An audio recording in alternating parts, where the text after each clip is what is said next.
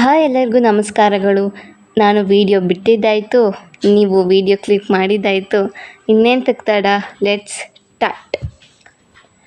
ನಮ್ಮ ಕನಸನ್ನು ನನಸು ಮಾಡುವುದಕ್ಕೆ ಬೇರೆಯವರ ಸಹಕಾರ ಇದ್ದೇ ಇರುತ್ತದೆ. ಇಲ್ಲ ಅಂದರೆ ಪರವಾಗಿಲ್ಲ, ಆದರೂ ನಿನ್ನ ಕನಸನ್ನು ನೀನು ಮಾತ್ರ ನನಸು ಮಾಡಿಕೊಳ್ಳುವುದಕ್ಕೆ ಆಗುವುದು. ನಿಮ್ಮ ಕನಸು ಏನಾದರೂ ನನಸು ಆದಾಗ ನಿಮ್ಮ ಜೊತೆ ಸಹಕಾರ ಮಾಡಿದವರನ್ನು ಎಂದಿಗೂ ಮರೆಯಬೇಡಿ. ಏನಾದರೂ ನೀವು ಸಹಕಾರ ಕೊಡಿ ಅಂತ ಕೇಳಿದರೂ ಯಾರಾದರೂ ಕೊಡಲಿಲ್ಲ ಅಂದರೆ ಆವಾಗ ನೀವು ಅವರಿಗೆ ನಿಮ್ಮ ಮಾತುಗಳಿಂದ ಅಲ್ಲದೆ ನಿನ್ನ ಗೆಲುವಿನ ಮುಖಾಂತರ ಅವರಿಗೆ ಉತ್ತರವನ್ನು ಕೊಡು. ನಿನಗೆ ಬೇರೆಯವರ ಸಹಕಾರ ಇಲ್ಲ ಅಂದರೂ ಪರವಾಗಿಲ್ಲ, ನಮಗೆ ನಮ್ಮ ಸಹಕಾರ ಯಾವಾಗಲೂ ಇರಲೇಬೇಕು. ಇದಕ್ಕೆ ನಾನು ಒಂದು ಉದಾಹರಣೆಯನ್ನು ಕೊಡುತ್ತೇನೆ ಕೇಳಿ. ನೀವು ಊಟ ಮಾಡಬೇಕು ಅಂತ ಎಲ್ಲಿಗಾದರೂ ಹೋಗಬೇಕು ಅಂದ್ಕೊಂಡ್ರೆ ನಿಮ್ಮ ಕಾಲುಗಳನ್ನು ಉಪಯೋಗಿಸ್ಕೊಳ್ತೀರಿ. ಎಲ್ಲಿ ಕೂರಬೇಕು ಅಂತ ಕಣ್ಣಲ್ಲಿ ನೋಡ್ತೀರಿ.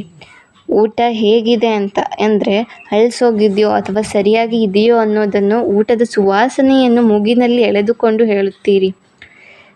ತಿನ್ನೋದಕ್ಕೆ ನಿಮ್ಮ ಕೈಗಳನ್ನು ಮುಂದೆ ಚಾಚುತ್ತೀರಿ. ಬಾಯಿಗೆ ಸೇವಿಸೋಕೆ ಬೆರಳುಗಳಿಂದ ತಗೊಳ್ತೀರಿ. ಕೊನೆಯದಾಗಿ ಎಷ್ಟೇ ಅಂಗಗಳನ್ನು ಉಪಯೋಗಿಸಿದರೂ ಅದು ಹೊಟ್ಟೆಗೆ ತೆರಳುತ್ತದೆ. ಅಂದರೆ ಹೊಟ್ಟೆಗೆ ಸೇರಿಕೊಳ್ಳಬೇಕು ಅಂತ ನಮ್ಮ ಅಂಗಗಳು ಸಹಕಾರ ಕೊಡುತ್ತದೆ. ಅದಕ್ಕೆ ಹೇಳಿದ್ದು, ನಮಗೆ ಬೇರೆಯವರ ಸಹಕಾರವಿಲ್ಲದಿದ್ದರೂ ಸರಿಯೇ, ನಮಗೆ ನಾವು ಯಾವಾಗಲೂ ಸಹಕಾರವಾಗಿರಬೇಕು. ಎಂದಿಗೂ ನಮ್ಮನ್ನು ನಾವು ದ್ವೇಷಿಸಲೇಬಾರದು. ನಾವು ಮನುಷ್ಯರು ಹೇಗೆ ಅಂದರೆ ನಾವು ಏನಾದರೂ ಕೆಲಸ ಮಾಡುತ್ತಲೇ ಇರುತ್ತೇವೆ.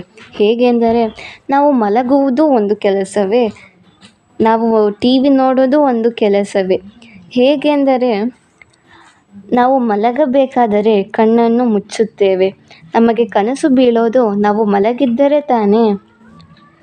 TVನ ನೋಡೋದಕ್ಕೆ ನಾವು ಕಣ್ಣು ಬಿಟ್ಟು ಇಷ್ಟವಾದದನ್ನು ನೋಡಬೇಕು ಅಂತ ಕೈಯಲ್ಲಿ ರಿಮೋಟ್ ಹಿಡಿದುಕೊಂಡು ಇಷ್ಟ ಬಂದದನ್ನು ಹಾಕಿಕೊಳ್ಳುತ್ತೇವೆ. ಇದು ಎಲ್ಲ ಕೆಲಸವೇ. ಯಾಕೆ ಅಂದರೆ ನಮ್ಮ ದೇಹದಲ್ಲಿ ಕಾಣಿಸದೇ ಇರೋ ಒಂದು ಆತ್ಮವಿರುತ್ತದೆ. ಆತ್ಮ ವಿಶ್ರಾಂತಿ ಪಡೆದುಕೊಳ್ಳುವುದಕ್ಕೆ ಇಷ್ಟಪಡುವುದಿಲ್ಲ. ಅದಕ್ಕೆ ದೇಹ ಸತ್ತ ನಂತರ ಇನ್ನೊಂದು ದೇಹಕ್ಕೆ ಪ್ರಾಣ ವಿಧಿಸುತ್ತದೆ. ಅದಕ್ಕೆ ಮನುಷ್ಯರು ಕೆಲಸ ಮಾಡದೇ ಇರೋ ಸಂದರ್ಭವೇ ಇಲ್ಲ. ಆದರೆ ದೇವರು ನಿಮಗೆ ಕರ್ಮವನ್ನು ಕೊಡೋದು ಕೆಲಸ ಮಾಡುತ್ತಾರೆ ಅಂತ ಅಲ್ಲ. ಯಾವ ಕೆಲಸ ಯಾವ ರೀತಿಯಲ್ಲಿ ಯಾವಾಗ ಮಾಡುತ್ತೀಯಾ ಅನ್ನೋದನ್ನು ನೋಡೇ ನಮಗೆ ಕರ್ಮಫಲವನ್ನು ಕೊಡೋದು. ಅದಕ್ಕೆ ನೀವು ಕೆಲಸಕ್ಕೆ ಬಾರದ ಕೆಲಸವನ್ನು ಬಿಟ್ಟು ನಿಮ್ಮ ಗುರಿಗೆ ತಲುಪುವ ಕೆಲಸವನ್ನು ಮಾಡಿ. ಆಗ ನಿಮ್ಮ ಜೊತೆ ಯಾರಾದರೂ ಇದ್ದರೂ ಬಿಟ್ಟರೂ ನಿಮಗೆ ಸಹಕಾರವಾಗಿ ಆ ದೇವರು ಇದ್ದೇ ಇರುತ್ತಾನೆ. ಎಂದಿಗೂ ನೀವು ಒಬ್ಬರೇ ಅಂತ ಯಾವತ್ತೂ ಯೋಚಿಸಬೇಡಿ. ನೀವು ಒಂಟಿಯಲ್ಲ, ಯಾವಾಗಲೂ ನಿಮ್ಮ ಜೊತೆ ಆ ದೇವರು ಇದ್ದೇ ಇರುತ್ತಾನೆ.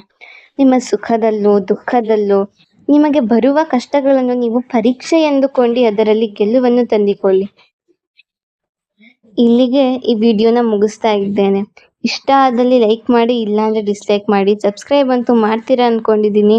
ಸಿಗೋಣ ಮುಂದಿನ ವಿಡಿಯೋದಲ್ಲಿ. ನಮಸ್ತೆಗಳು.